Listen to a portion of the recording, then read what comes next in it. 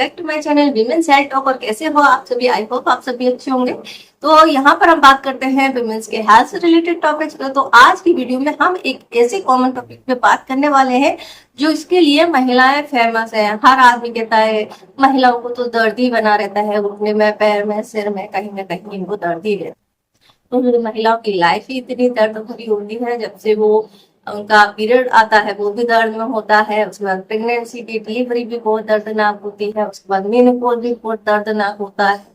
और उसके बाद ये हड्डी और जोड़ों का दर्द तो हमेशा बना ही रहता है 30 के बाद। क्योंकि आपको पता है कि 30 के बाद हमारी हड्डियां कमजोर होने लगती हैं। तो आज की वीडियो में हम जानेंगे कि महिलाओं की हड्डियों में दर्द क्यों होता है, और ये आपके जब पीरियड बंद होने वाले होते हैं तब ये जोड़ों में दर्द क्यों बैठ जाता है, इससे आप कैसे बच सकते हैं, इसके लिए क्या जरूरी है और इसके होने के क्या कारण है।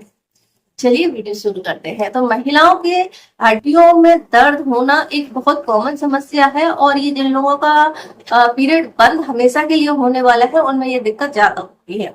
चाहे इसे हम कहते हैं पेरीमेनोपॉज या प्री मेनोपॉज या मेनोपॉज की पहले की अवस्था, जो कि 30 के बाद कभी भी हो सकती है। अर्ली मेनोपॉज में 30 के बाद ही 35 तक पीरियड आना बंद हो जाते हैं, जिसे हम मेनोपॉज कहते हैं। और नॉर्मली तो इंडिया में 47 ईयर तक आते हैं, और कई कई लोगों को 50 तक भी चल सकते हैं। तो जिसका जितनी जल्दी मेनोपॉज आने वाला होगा उसको उतनी जल्दी ये तकलीफ होने लगती है। तो इसका कारण क्या है? मेनोपॉज के आने के पहले आपकी बोन्स में दर्द क्यों होने लगता है, और क्यों आपकी हड्डियां कमजोर हो जाती हैं। तो आपने एक ऐड देखा होगा कि 30 के बाद हमारी हड्डियां कैल्शियम खोने लगती हैं और हमारी हड्डियां कमजोर हो जाती हैं, इसीलिए बुढ़ापे की हड्डियां जुड़ना मुश्किल होता है। ये भी कहावत आपने सुनी होगी। तो ये सभी चीजें होती है हमारे हॉर्मोन्स की वजह से।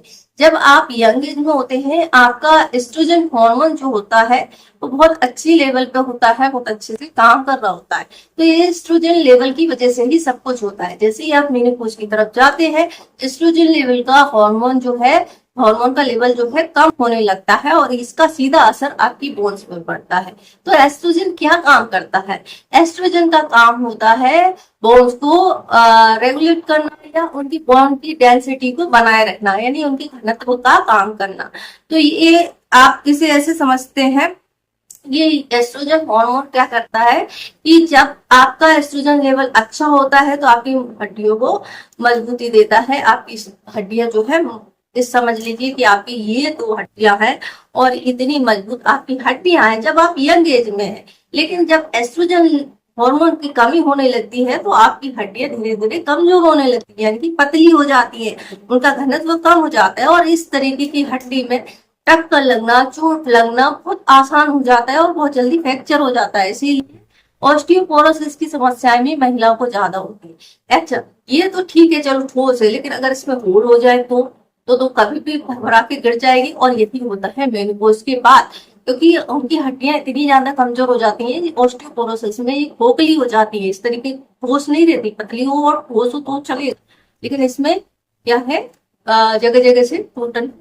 तो एस्ट्रोजन क्या करता है, जब आपका एस्ट्रोजन लेवल अच्छा होता है तो आपकी बोन से कुछ कमी हो रही है तो वापस से वो उसको रिपेयर करने का काम करता है। लेकिन जैसे ही आपका मेनोपॉज होता है तो हड्डियों का बस होना शुरू हो जाता है, क्योंकि एस्ट्रोजन उतने लेवल पर उसको रिपेयर नहीं कर पाता, और इसी कारण से महिलाओं के शरीर में दर्द बैठ जाता है, उनको दर्द होता है। इसके अलावा जो आपके जॉइंट्स होते हैं, हाथ के, कंधे के हो, घुटने के हो, या बैक बोन के हो, जहां से हमारा मूवमेंट होता है वहां पर भी हड्डियां कमजोर हो जाती हैं और उनके बीच का घनत्व कम हो जाता है, और वो रगड़ खाने लगती है, जिसके कारण से दर्द बैठ जाता है। ये सारा सिस्टम आपको समझ में आ गया। अब हम कर क्या सकते हैं और इसके लिए क्या उपाय है? इसके लिए आपको उपाय पहले ही करने पड़ेंगे, आपके मेनोपॉज आने के पहले। यानी कि आपको टेस्ट से ये तो पता चल जाता है, या आपके पीरियड से ये पता चल जाता है कि आपका एस्ट्रोजन का लेवल कम हो गया है, और अब आपको इस पर ध्यान देने की जरूरत है। इसीलिए कहते हैं कि अगर आपने इस टाइम पर ध्यान दे लिया तो आपका बुढ़ापा जो है बहुत अच्छे से बीतेगा, और आपकी हड्डियां भी खोखली नहीं होंगी, मजबूत रहेंगी। तो इसके लिए, इसके अलावा क्या होता है, जब आपकी हड्डियों में घर्षण होता है तो दर्द और सूजन भी होती है, और इसी कारण से आपको ये दर्द होने लगता है। आप अपनी डाइट पर ध्यान देना शुरू कर दीजिए। आप कैल्शियम रिच फूड लेना शुरू कर दीजिए, आयरन रिच लेना चाहिए।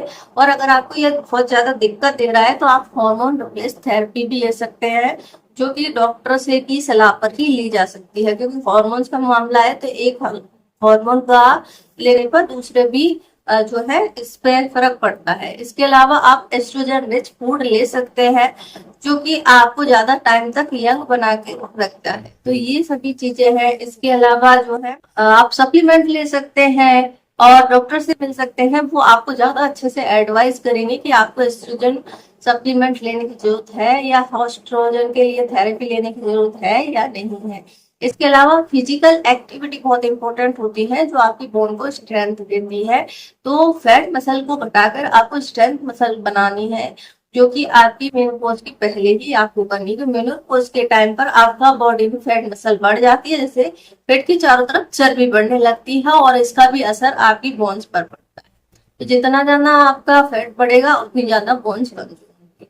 तो ये सभी चीजें हैं, और आप इसके लिए ज्यादा कुछ नहीं कर सकते, पर अपनी तरफ से कुछ चीजें ट्राई कर सकते हैं। तो आई होप आपको ये वीडियो की जानकारी अच्छी लगी होगी। वीडियो की जानकारी अच्छी लगे तो वीडियो को लाइक कर सकते हैं, हमारे चैनल को सब्सक्राइब कर सकते हैं। इससे जुड़ा हुआ कोई और क्वेश्चन है तो वो आप पूछ सकते हैं, कमेंट्स कर सकते हैं। वीडियो कैसी लगी है मैं कमेंट्स में बता सकते हैं। Thanks for watching.